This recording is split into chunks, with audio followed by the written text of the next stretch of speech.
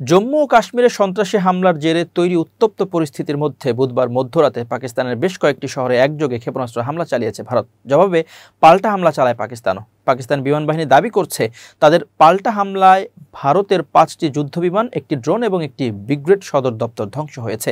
পাকিস্তানের দাবি তারা ভারতীয় বিমান বাহিনীর গর্ব 3টি অত্যাধুনিক রাফাল যুদ্ধবিমান ভূপাতিত করেছে। তবে এই দাবি অস্বীকার করে ভারত। এমনকি ভারতীয় একাধিক সংবাদ মাধ্যম যুদ্ধবিমান ধ্বংসের কথা জানালেও পরে সেই সংবাদ মুছে ফেলে।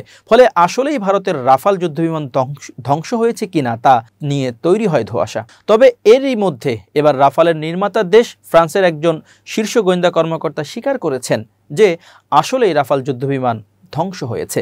সিএনএনকে দেওয়া এক বিবৃতিতে তিনি বলেন, ভারতীয় বিমান বাহিনীর একটি রাফাল জেট পাকিস্তানের হামলায় গুঁড়িয়ে গেছে।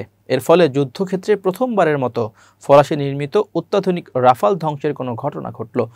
সিএনএনকে ফরাসি কর্মকর্তা আরও জানান, শুধু একটি নয়, আরও রাফাল ভূপাতিত হয়েছে কিনা সে বিষয়ে তদন্ত করছে ফ্রান্সের কর্তৃপক্ষ।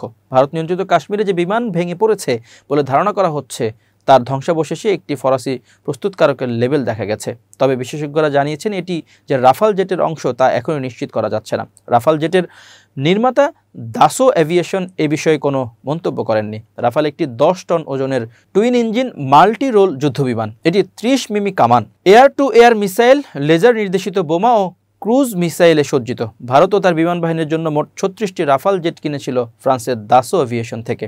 এই ঘটনার আগ পর্যন্ত এগুলোর কোনোটি যুদ্ধক্ষেত্রে ধ্বংস হয়নি। পাকিস্তানের হামলায় রাফাল ধ্বংসের ঘটনা ফরাসি গোয়েন্দা কর্মকর্তা স্বীকার করলেও দেশটির সামরিক বাহিনী এখনও আনুষ্ঠানিকভাবে কোনো প্রতিক্রিয়া জানায়নি।